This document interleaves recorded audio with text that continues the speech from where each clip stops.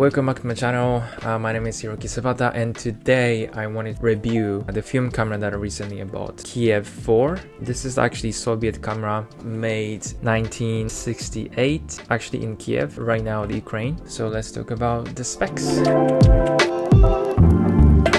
Actually, I bought it from the one of the local camera shop. Price around 80 bucks, including the lens. It's called the Jupiter 8, the 50 mils. I guess it's quite nice. I have no idea about film camera's lens itself. This camera itself, it's the rangefinder. It's not like those digital cameras like a DSLRs. Here's the rangefinder. When you kind of look at from the viewfinder, you would see this kind of like a tiny squares and indicate to you how to focus in correct way. To start from the front, there's a kind of light sources opener. It actually kind of show you the exact right place, exact right exposure, and you can actually click and then close. It's kind of difficult to close. And on the back, there's two locks on the right side, and you can kind of flip it on opposite 180 degrees, and then other side on the left side as well. And once you do that, you can open the back of the camera, and as you can see, there's the film loader. I'm not sure how to say that, it's fell off, but I guess that's how this camera works. And there's in the middle of this film loader, there's a bit of space in the middle of things. I don't know how to say that. And then you can kind of cut off the film to kind of middle of the center of the film, to kind of stuck in that film loader.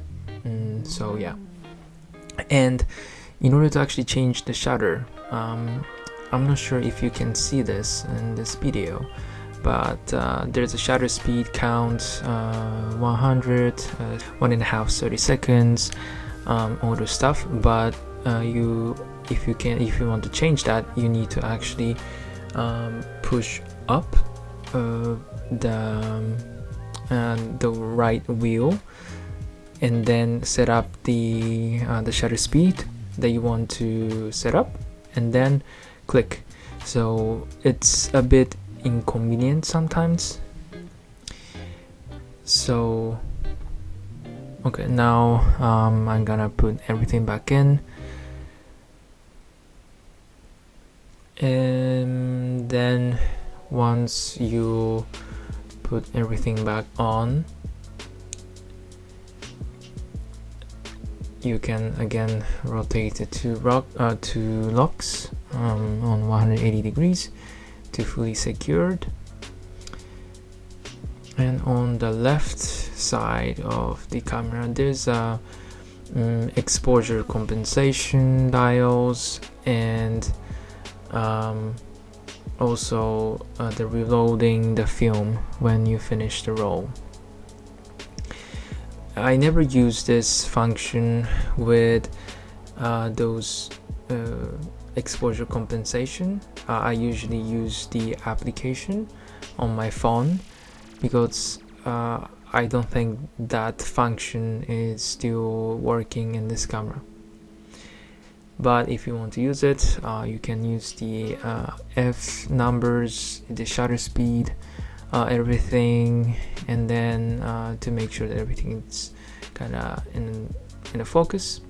And now on my right hand is moving right now, and this is actually the shutter count, how many film you have. And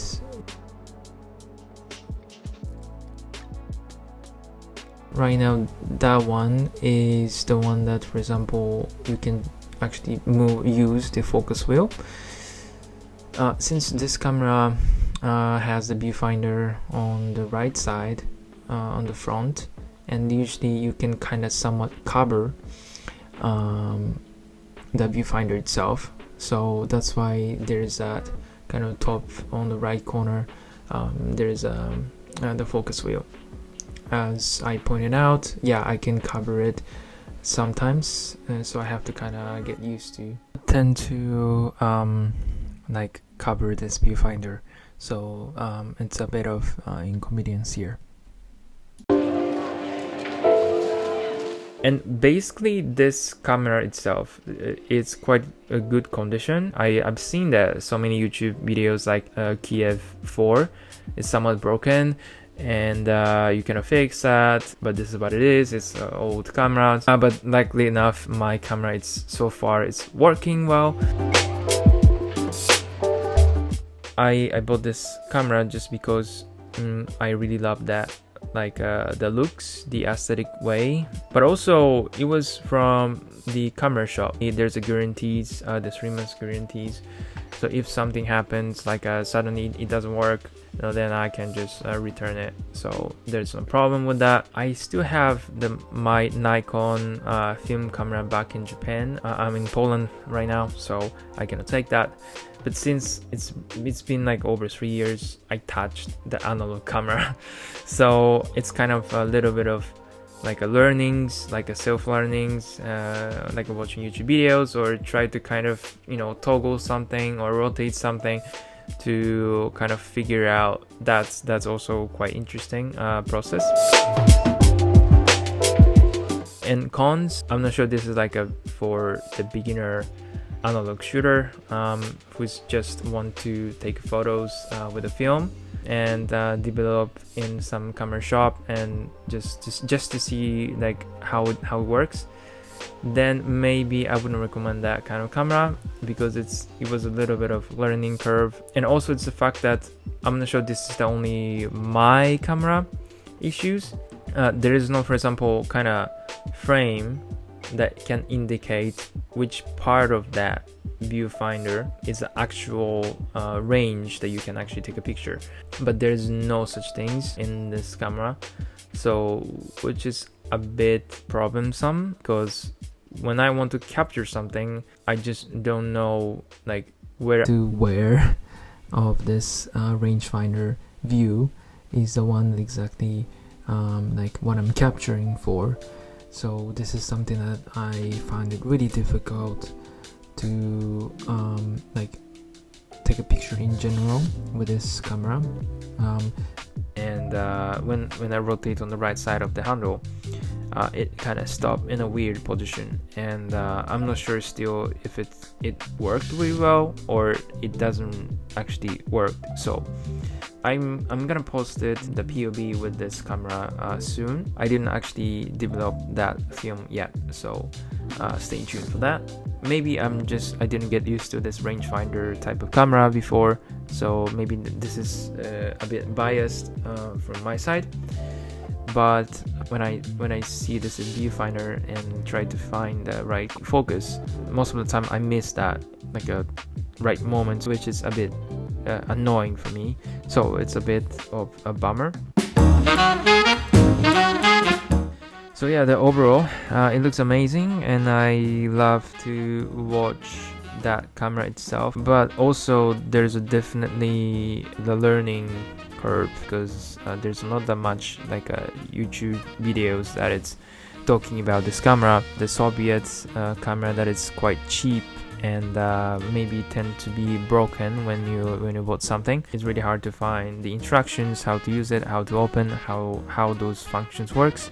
For those like people or like digital shooters and like kind of curious to see what kind of like film cameras out there, I'm not sure I can recommend this camera.